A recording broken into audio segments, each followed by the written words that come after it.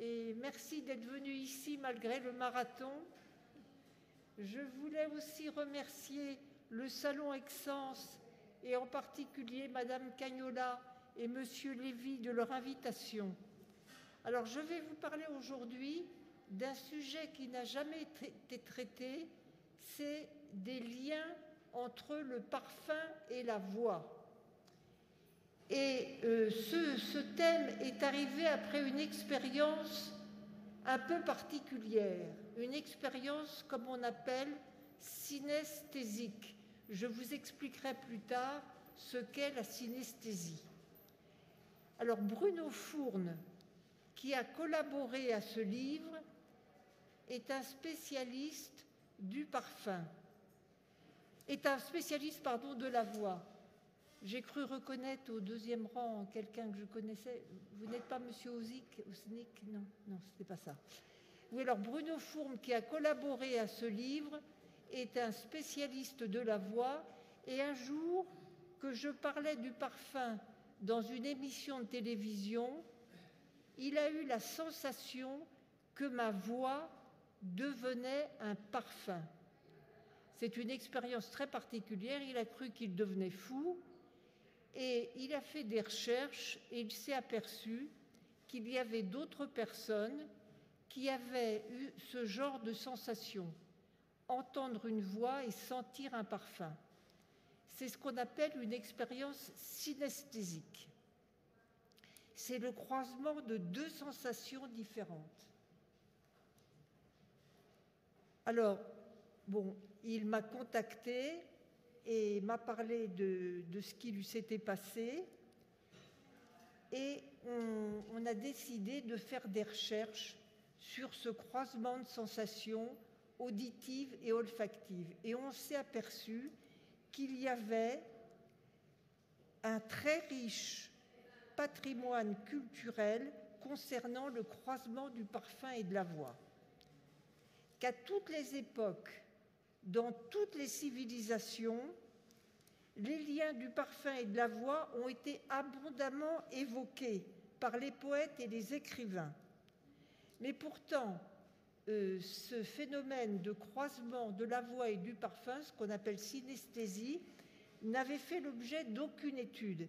Et ce livre est le premier livre sur les rapports du parfum et de la voix.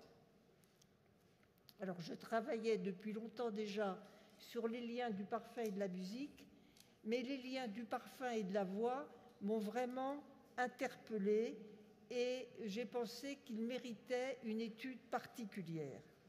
Alors, je vais vous donner quelques précisions sur ce qu'on appelle synesthésie. La synesthésie vient du mot grec syn, avec, et esthésie, sensation. C'est le croisement de deux sensations différentes. Alors, il existe des sensations naturelles, des synesthésies naturelles, repérables dès l'enfance, des synesthésies accidentelles, c'est la conséquence de maladies comme une méningite ou la maladie de Parkinson. Lorsqu'on a la maladie de Parkinson, on peut avoir la sensation, par exemple, on entend une voix et elle devient parfum, ça arrive. Il y a aussi des synesthésies temporaires qui sont provoquées par les drogues et des synesthésies métaphoriques. C'est un ensemble d'associations multisensorielles qui relèvent de la linguistique, de la littérature ou de l'art. Alors, dans la population, la proportion de synesthètes, des gens capables d'avoir le croisement de sensations différentes, s'élève à 1%, voire 4% de la population. Ça ne va pas au-delà. Et les synesthésies les plus courantes, c'est celles où les chiffres, les lettres, les mots apparaissent teintés de couleurs. C'est ce que disait Rimbaud. À bleu, rouge, vert. Vous voyez, ça, c'est un phénomène de synesthésie. Et ce type de synesthésie est revendiqué par de nombreux artistes comme Van Gogh, Franz Liszt, Kandinsky, Rimsky-Korsakov.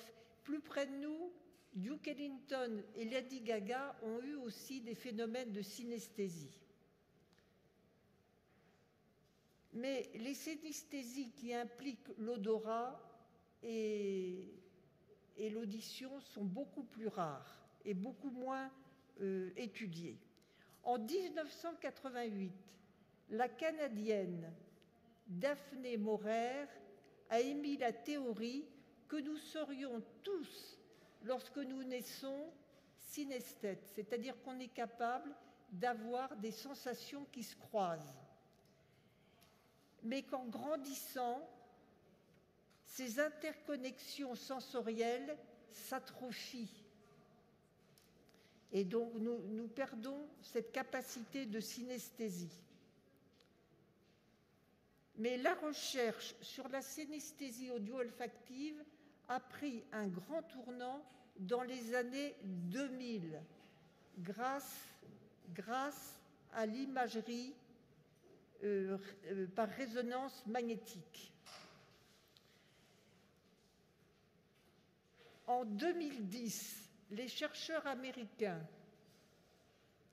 Daniel Wesson et Donald Wilson ont démontré l'existence dans le tubercule olfactif, c'est dans le cerveau, d'une convergence entre l'audition et l'olfaction. Et ils ont exprimé cette convergence par le concept SMOOD, qui vient de l'anglais smell et de l'anglais sound. Vous voyez le croisement du son et de l'audition. Alors, leurs travaux sont confortés par les travaux de scientifiques français comme Jean-Didier Vincent, qui a montré que le rhinencéphale, qui accueille les sensations olfactives, est capable d'accueillir aussi des sensations auditives dans un contexte de mémoire et d'affectivité. Alors, il y a plusieurs chercheurs maintenant qui travaillent sur la synesthésie audio-olfactive, mais ce qu'il y a de plus extraordinaire dans ces recherches sur le croisement de l'audition et de l'olfaction, c'est les recherches qui ont été faites en 2019 grâce à l'IRM, l'imagerie par résonance magnétique. Les chercheurs se sont aperçus qu'on était capable de sentir des odeurs avant même qu'elles soient diffusées à la simple prononciation du nom de l'odeur. Vous prononcez le nom rose et on peut être capable de sentir le parfum de la rose. Donc vous voyez, ça c'est un croisement de sensations qu'on appelle synesthésie. Alors avant tous ces travaux, on s'aperçoit que dans la littérature, à toutes les époques, dans toutes les cultures, ces croisements de sensations audio-olfactives sont très abondantes. Déjà, on trouve dans le français sentir. Sentir dans le français médiéval, ça veut dire percevoir par l'odorat et entendre. En italien aussi, vous avez le verbe sentir, sentire, qui veut dire percevoir par l'odorat et entendre. L'espagnol sentir aussi veut dire la même chose. Le corse sente. Mais cette ambivalence entre sentir, entre entendre et percevoir par l'odorat se retrouve encore dans de très nombreuses langues.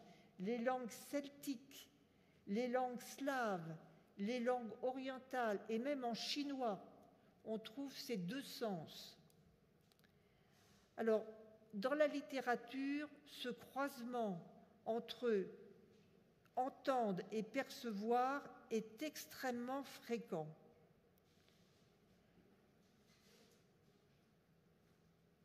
Pour les poètes grecs, la voix des dieux est parfumée. Pour l'écrivain Honoré de Balzac, Honoré de Balzac écrit que la voix d'une de ses héroïnes était un bouquet à entendre. Donc les notations concernant ce croisement de sensations sont extrêmement fréquentes. Et les belles voix sont toujours associées à des beaux parfums. Les mauvaises voix sont toujours associées à des parfums très désagréables. Le réformateur allemand Martin Luther King, ses admirateurs disaient que de sa bouche sortaient de très bons parfums, vous voyez. L'écrivain Roland Barthes, qui nous a quittés il y a 25 ans maintenant, il s'est intéressé surtout aux voix qui sentaient mauvais. Alors vous voyez, cette connexion entre le parfum et la voix se retrouve encore dans les pouvoirs dont les parfums et les voix sont crédités. Les parfums comme les voix ont un pouvoir invasif. Emmanuel Kant, le philosophe Emmanuel Kant, au XVIIIe siècle, a souligné qu'on ne pouvait pas échapper aux voix ni aux parfums. Lorsqu'un invité sort de sa poche un mouchoir parfumé, il impose son parfum à ses voisins. De même, les voix s'imposent à vous, parce que les narines comme les oreilles n'ont pas de paupières. Les narines comme les oreilles ne peuvent pas se fermer. Donc, les parfums et les voix ont un pouvoir d'invasion. Et les parfums et les voix ont de très grands pouvoirs émotionnels. Des pouvoirs érotiques, tout d'abord. Des pouvoirs érotiques, Jacques Lacan, le psychanalyste Lacan, le dit bien, le désir se manifeste au niveau de la voix. Et Freud avait montré aussi le pouvoir érotique des odeurs, des parfums. Alors, ces pouvoirs érotiques de la voix et des parfums ont fait que dans les 3 grandes religions monothéistes, il y a une grande réserve vis-à-vis des voix et du parfum. Dans le Talmud, qui est un texte fondamental du judaïsme rabbinique, dans le Talmud, la voix humaine, en particulier celle des femmes, est considérée comme un attribut sexuel. Et dans certains textes de l'islam, on met en garde contre l'adultère des oreilles.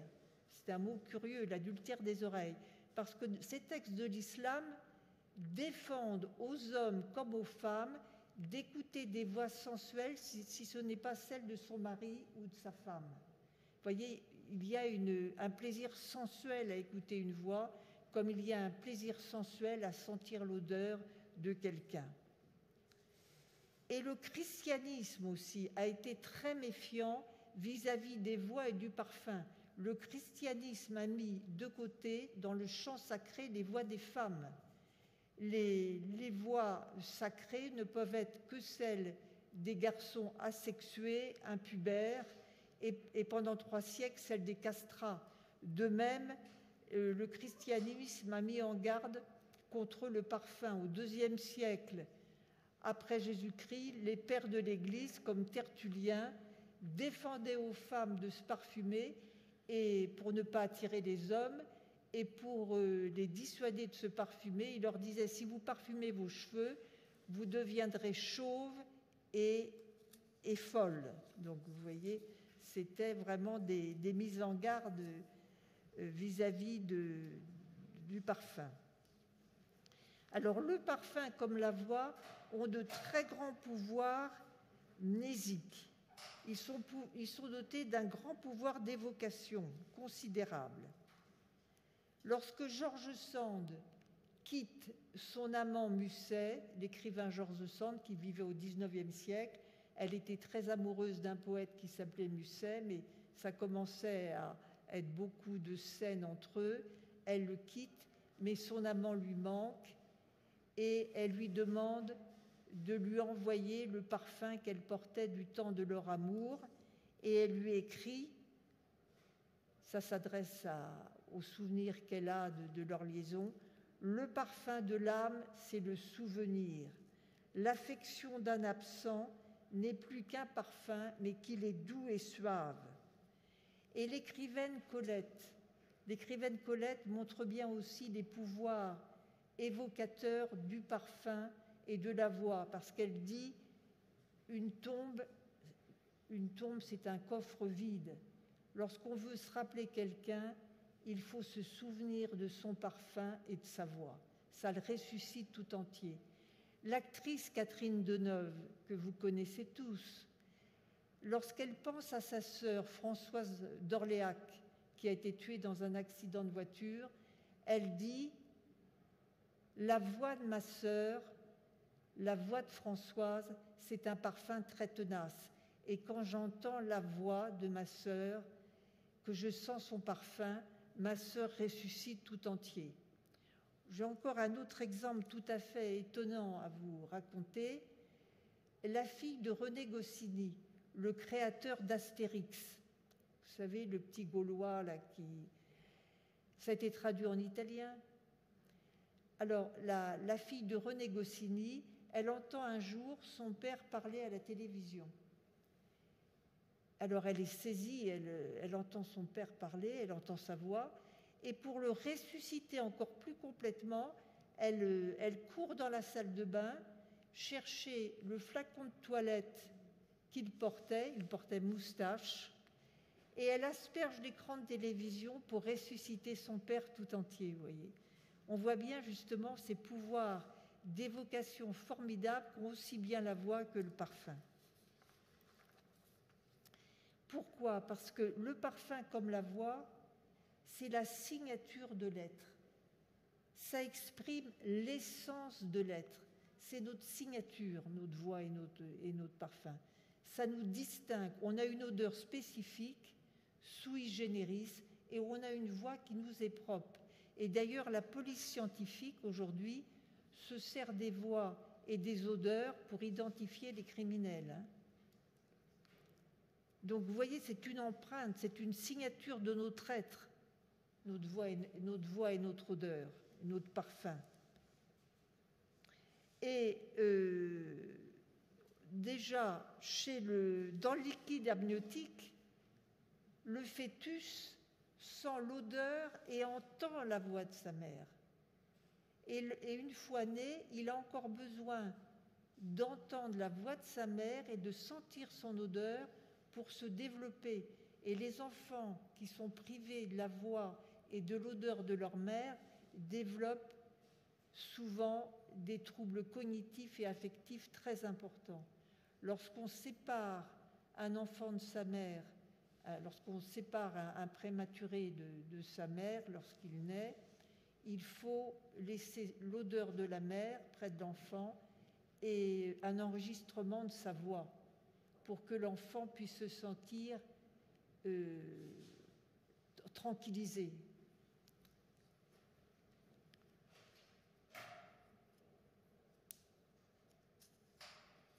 Alors, donc vous voyez cette osmose entre la voix et le parfum. Le grand écrivain Italo Calvino, le grand écrivain italien, l'exprime très bien quand il écrit « Je ne savais rien d'elle, mais j'avais le sentiment de tout savoir d'elle à travers son parfum.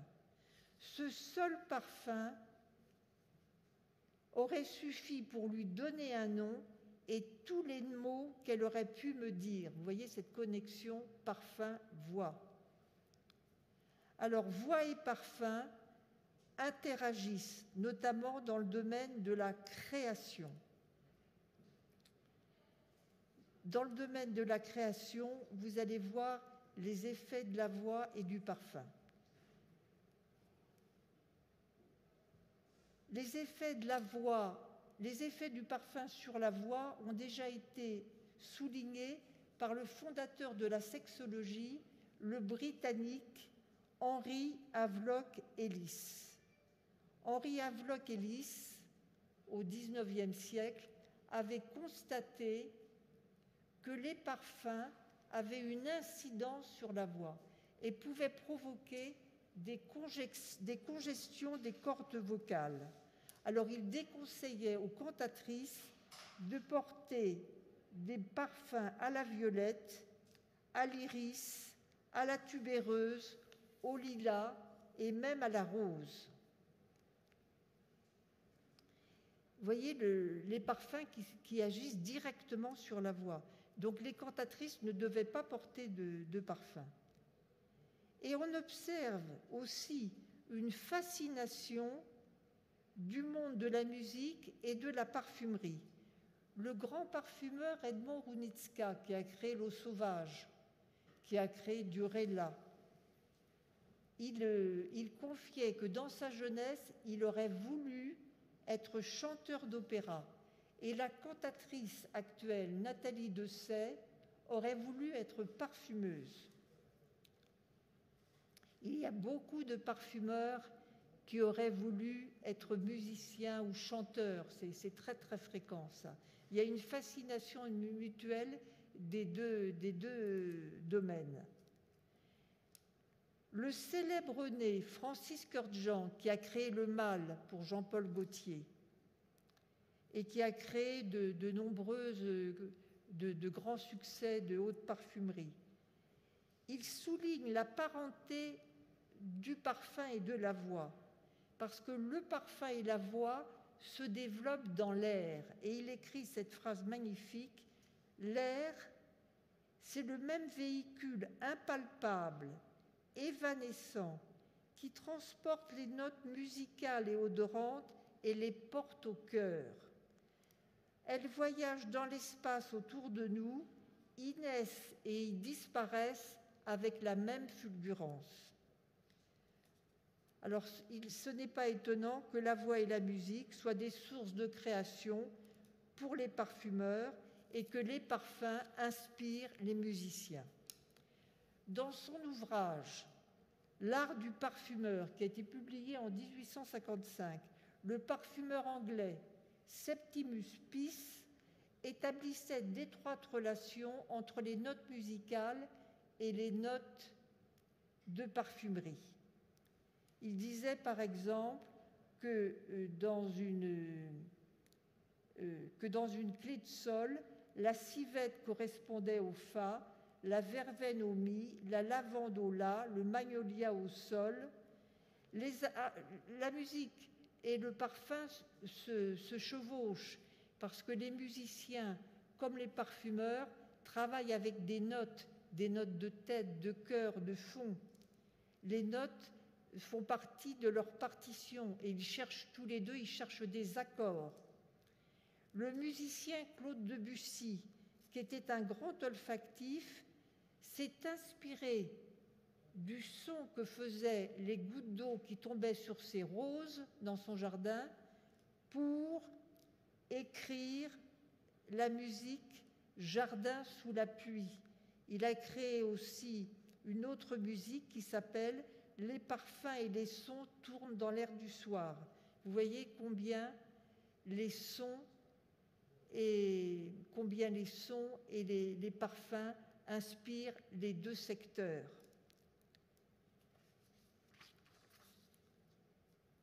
Alors, à l'époque contemporaine, il y a eu de grands rapprochements entre la musique et la parfumerie. Le musicien, le pionnier de la musique électronique, Stockhausen, en 1970, avait créé un opéra où il y avait 6 chanteurs qui chantaient devant des parfums spécifiques qui illustraient les vertus de leur chant. Ça, c'était en 1977. En 1989, le parfumeur Martin Gras et le musicien Louis Dunoyer de Segonzac ont créé un concert à l'espace Cardin à Paris, le concert Parfums et musique. Et le musicien improvisait à partir des parfums qui étaient proposés par le parfumeur. En 2009, c'est plus récent, à New York, au musée Guggenheim, il y a eu un opéra qui comportait, en fait, les protagonistes, c'était 33 parfums qui étaient diffusés en même temps que la musique qu'ils avaient inspirée. Et le but, c'était de montrer qu'il était possible de raconter une histoire uniquement avec des odeurs et des parfums.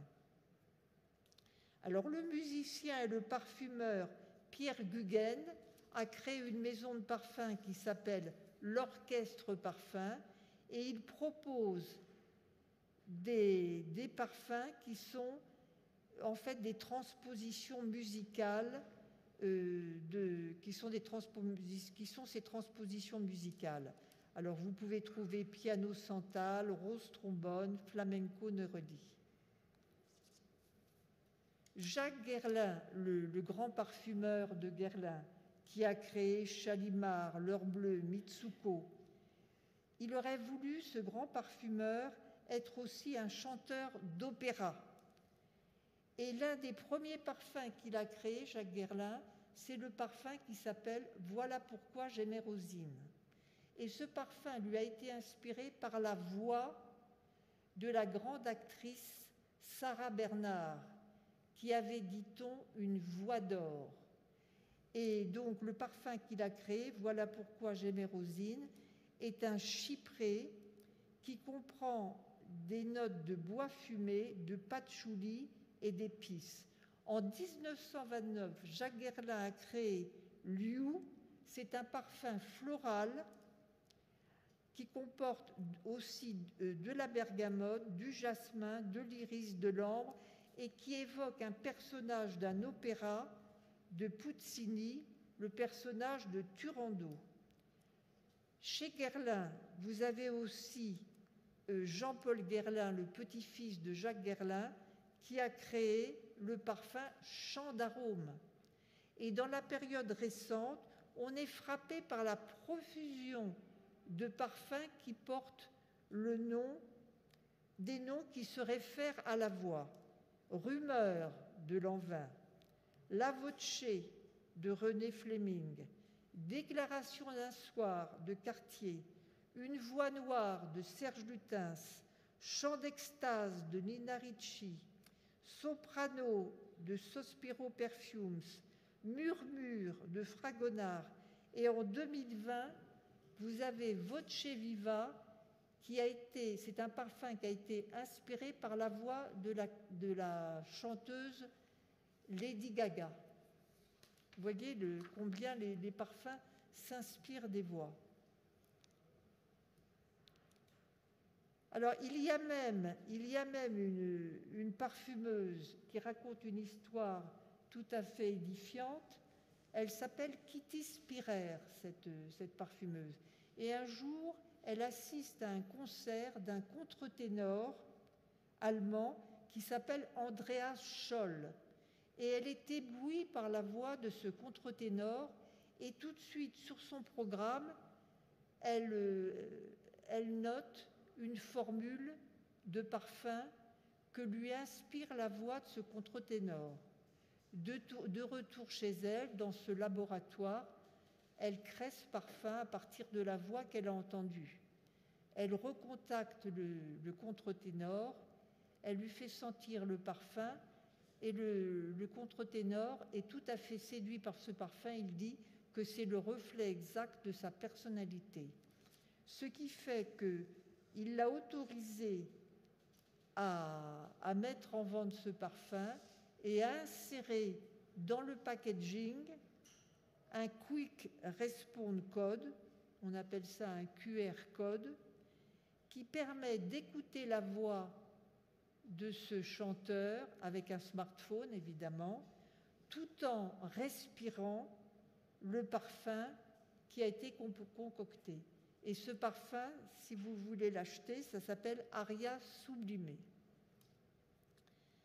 Alors il y a aussi un exemple tout à fait extraordinaire de ces croisements voix-parfum, c'est celui du parfumeur italien qui expose ici dans ce salon et qui s'appelle Filippo Sorcinelli.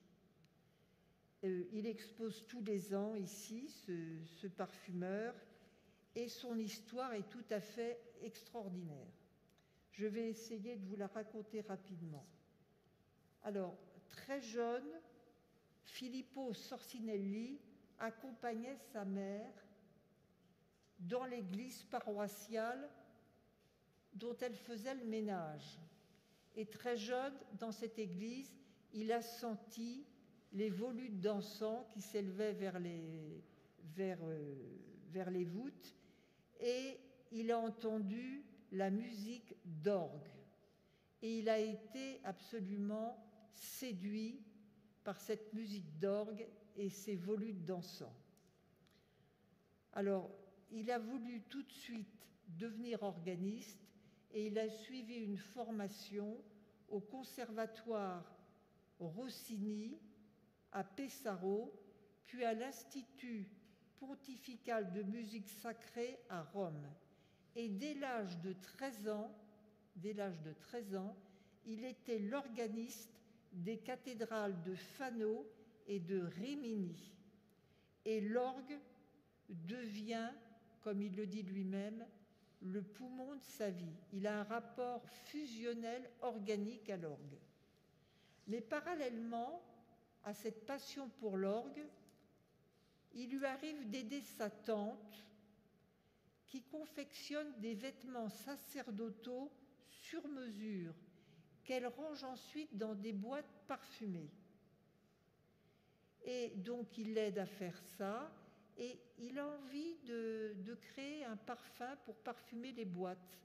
Alors il fait une formation de parfumeur, mais rapidement, avec un nez milanais, pour apprendre à faire des parfums. Alors son premier parfum, le premier parfum qu'il réalise, c'est pour parfumer les boîtes en carton qu'utilise sa tante pour ranger les vêtements sacerdotaux qu'elle confectionne. Alors ensuite, il va passer au parfumage des ornements et des vêtements sacerdotaux et il va créer un atelier pour créer des vêtements sacrés. C'est l'atelier du vêtement sacré, le LAVS. Et il va devenir le fournisseur attitré du pape en vêtements sacerdotaux. Il les dessine et il les crée et il les parfume. Alors au stade suivant, c'est à partir des jeux de l'orgue, c'est l'instrument qui est le plus apparenté à la voix humaine, que Filippo Sorcinelli va concevoir des parfums. Alors non seulement il crée des parfums pour le pape qu'il parfume, mais il va créer des parfums à partir de la musique d'orgue. Alors voilà ce qu'il dit. Travailler avec le parfum, mais naturel. Je compose mes parfums comme j'improvise à l'orgue, avec ma tête, mon cœur, mes tripes. Et pour Filippo Sorcinelli, l'accord de l'orgue et du parfum est une musique polyphonique. Et il ne peut pas se passer de l'expression de ce double langage. Alors le lien de la musique et du parfum est chez lui véritablement organique. Et il a créé des collections de parfums où l'orgue et le parfum sont étroitement liés. Par exemple, la collection Extrait de musique. Il vient de créer un parfum, là, le dernier qu'il a créé, c'est Trompette. Mais auparavant, il avait créé par exemple le parfum Contrebombarde à partir de l'orgue.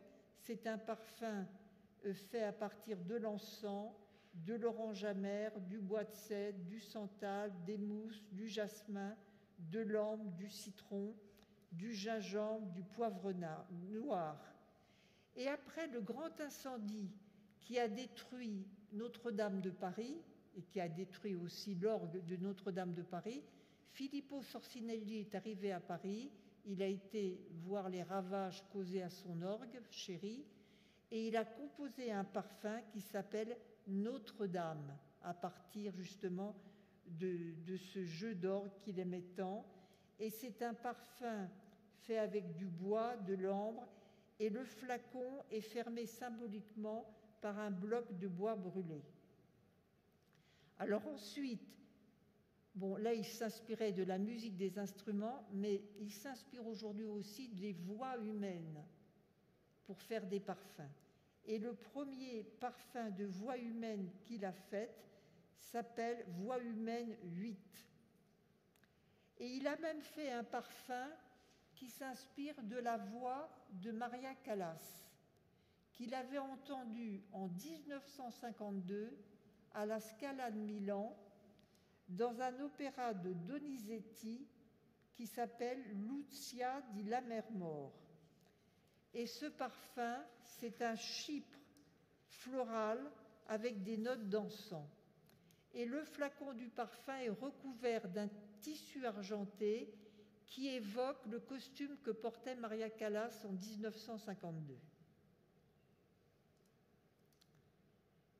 Alors, il y a un domaine aussi où on voit cette connivence voix-parfum, c'est le domaine du parfum sur mesure.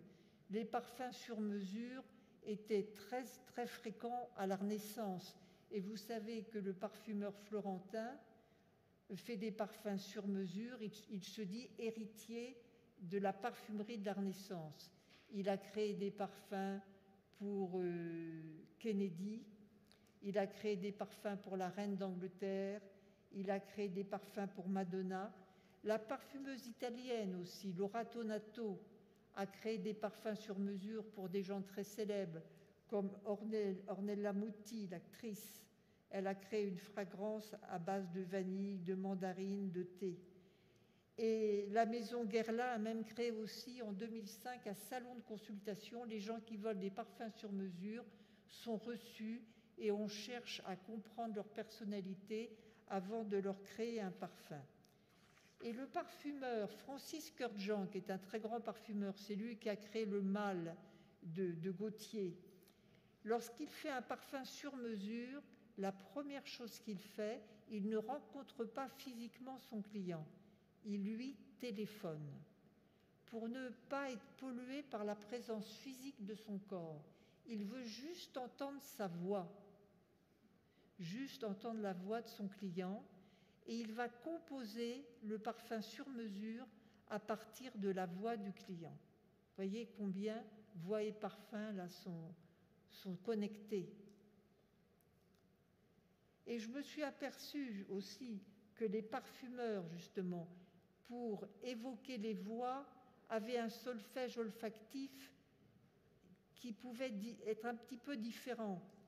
Deux parfumeurs que j'ai interrogés dans la maison Givaudan, Michel Girard et Yann Vanier, pour évoquer une voix aiguë, par exemple.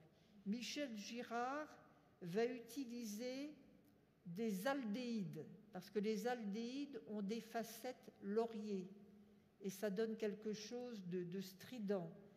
Alors que Yann Vanier préférera utiliser le parfum de la rhubarbe. Pour évoquer une voix grave, Michel Girard va utiliser des notes boisées. Les bois sont toujours utilisés pour évoquer les voix graves. Alors des notes boisées lourdes comme celle du cèdre, santal, vétiver. Et Yann Vanier, lui, va utiliser des accords de patchouli, des notes orientales et du musc. Donc vous voyez, ils peuvent évoquer les mêmes voix, mais avec des notes un peu différentes.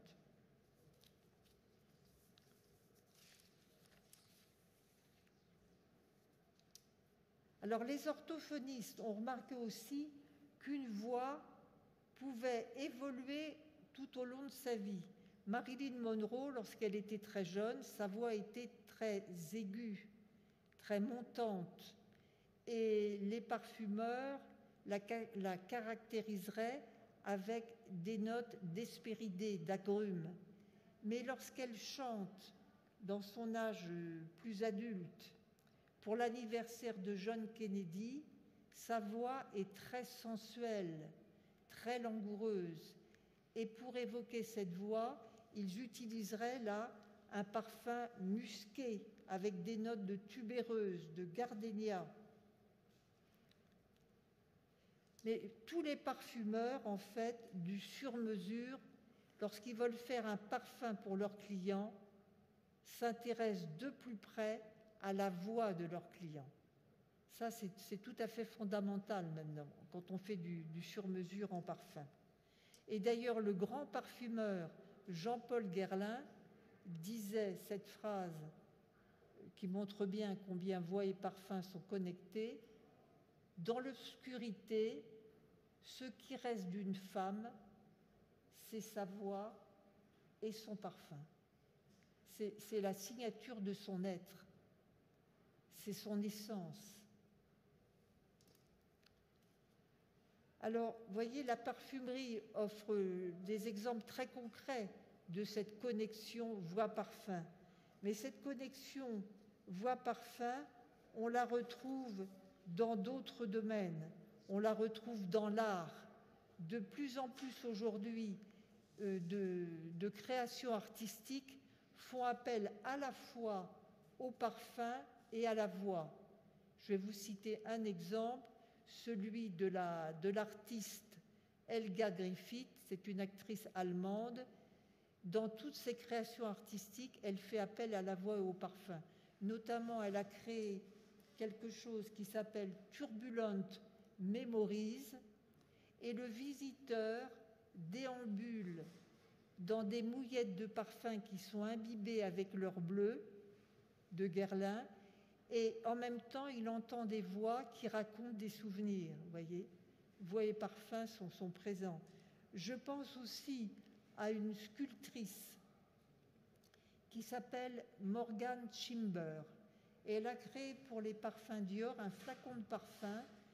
Quand on ouvre le flacon, on entend une voix qui cite un écrivain qui s'appelle Alexandre Dumas, et cet écrivain dit « Je ne savais pas si c'était les parfums qui avaient des voix ou si c'était les voix qui avaient des parfums. » Vous voyez cette connexité parfum-voix.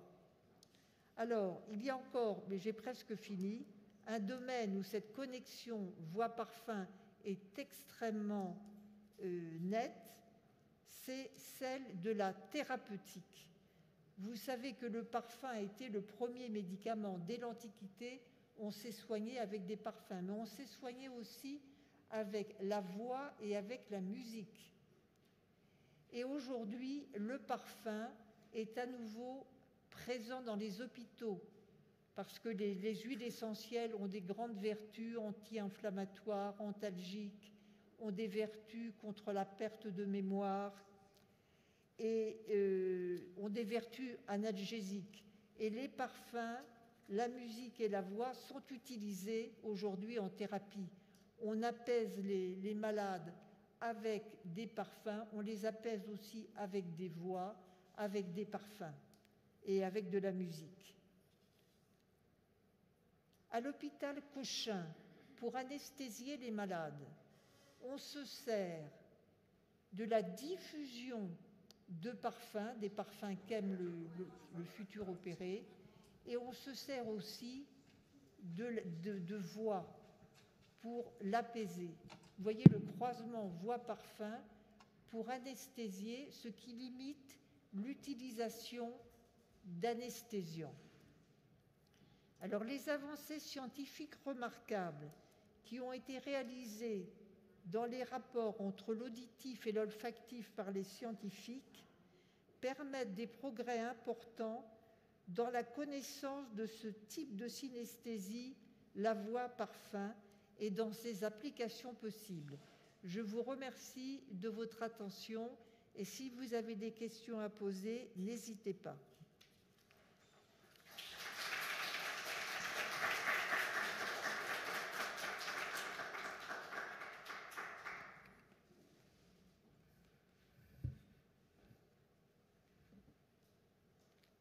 Ce n'est pas un sujet facile à comprendre.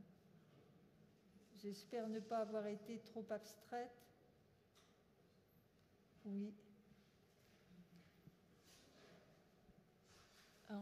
Est-ce que vous pouvez parler un peu plus de la contribution de Bruno Fourne dans votre bouquin? Bruno, oui. Et aussi, j'aurais une autre question. Vous savez qu'il y a des personnes qui ont des parfums très spécifiques, ils portent juste un parfum pour toute leur vie. Et par contre, il y a des personnes qui changent leur parfum tout le temps. Est-ce que vous pensez que les personnes qui changent le parfum souvent, est-ce que leur voix change aussi pendant leur vie? Merci. Alors, Bruno Fourne, c'est une très bonne question. Bruno Fourne est un spécialiste du parfum. Il a fait des recherches avec moi, on a tous les deux. C'est un spécialiste de la voix, pardon, je vous dis n'importe quoi là. C'est un spécialiste de la voix, Bruno Fourne. Il a enregistré quantité de voix depuis très longtemps et on a fait tous les deux des recherches sur les liens du parfum et de la voix et c'est moi qui ai écrit le livre. Mais lui, il a fait des recherches et moi aussi. Alors, votre autre question, lorsqu'on change de parfum, est-ce que la voix change? C'est possible parce que, comme je vous le disais, Marilyn Monroe, par exemple, sa voix a évolué au cours de la vie. Lorsque notre voix évolue, on a tendance aussi à changer de parfum parce qu'on ne se reconnaît plus dans le parfum, bien sûr. Mais les gens qui changent tout le temps de parfum, souvent, ces parfums-là, ils ne les portent pas longtemps. Ils en changent, ils les jettent, ils en reprennent. Ce n'est pas très significatif. Ce sont les parfums que l'on porte longtemps qui sont significatifs de la connexion avec la voix. Est-ce que j'ai répondu à votre question? Très bonne question, par ailleurs. D'autres questions? Oui, monsieur. J'ai fait beaucoup de travail avec des chanteurs d'opéra, non? Oui. Avec des mises en scène où j'ai expérimenté d'aider les chanteurs entrer dans un personnage comme Tosca ou je ne sais pas, Aïda ou peut-être Lucia, en utilisant des essences ou des parfums pour l'aider à entrer aussi avec sa voix ou son voix dans l'esprit des personnages qui vont chanter. Est-ce que vous pensez comme les parfums peuvent influencer les tons et l'expression de la voix? Bien sûr, et c'est ce que je vous disais tout à l'heure. Havelock Ellis, le sexologue, s'était aperçu que les parfums avaient un effet sur la voix. Et il déconseillait aux cantatrices, lorsqu'elles devaient chanter un opéra, de porter sur elles un parfum, parce que ça pouvait avoir un effet sur leur voix. Mais tout ce que vous me dites est passionnant, parce que ça apporte une contribution à mon travail. Vous avez travaillé avec le parfum pour permettre aux chanteurs de rentrer dans les personnages. C'est tout à fait intéressant. Je vous remercie, monsieur, de cette contribution. J'ai oublié de vous dire aussi tout à l'heure, par exemple, d'autres exemples de parfumeurs très influencés par la musique. L'ancienne directrice de l'Osmothèque de Versailles, Patricia Nicolai, avait appris, elle voulait être musicienne aussi, elle avait appris le solfège pour pouvoir mieux composer ses parfums, parce que les musiciens, lorsqu'ils font leur partition de musique, ils savent qu'il y a certaines notes qui font gicler l'accord. Et elle s'inspirait justement de l'œuvre des musiciens pour créer ces parfums. Donc, vous voyez, ce rapprochement entre musique et parfum était tout à fait fort. Et il y a des tas d'autres exemples. Le musicien Lang Lang, le grand joueur de pianiste chinois, le virtuose chinois Lang Lang, il est passionné par le parfum. Lorsqu'il atterrit dans un pays, il se précipite dans les aéroports, dans les endroits où on vend les parfums. Il achète des parfums, il sent les derniers parfums. Les parfums sont tout à fait importants pour lui pour composer. Et un jour, il a été approché par une parfumeuse qui lui a offert un parfum au jasmin. Et il adore le jasmin. Et elle lui a proposé, cette parfumeuse, de lui faire faire des parfums qui reflétaient sa personnalité. Et là encore, quand il rentre sur scène pour jouer au piano, il porte un parfum qui s'appelle Lang Lang au jasmin et qui reflète sa personnalité. Il a besoin de ce parfum pour bien jouer.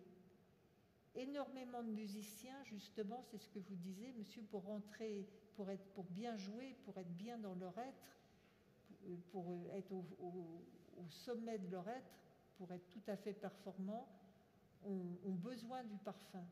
Ça les complète. Ça complète leur entité. Et ça, c'est extrêmement fréquent. Bon, je ne vous ai pas parlé de tous les parfumeurs qui s'inspirent des musiciens.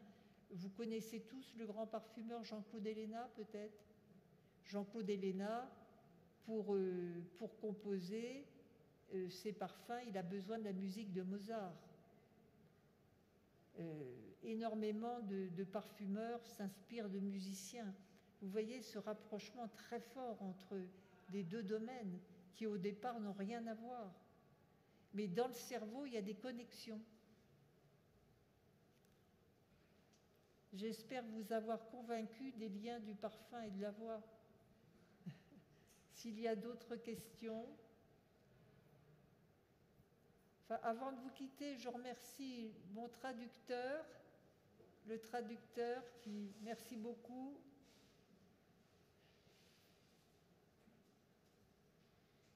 Merci au traducteur. D'autres questions? Eh bien, merci beaucoup et on retourne au marathon.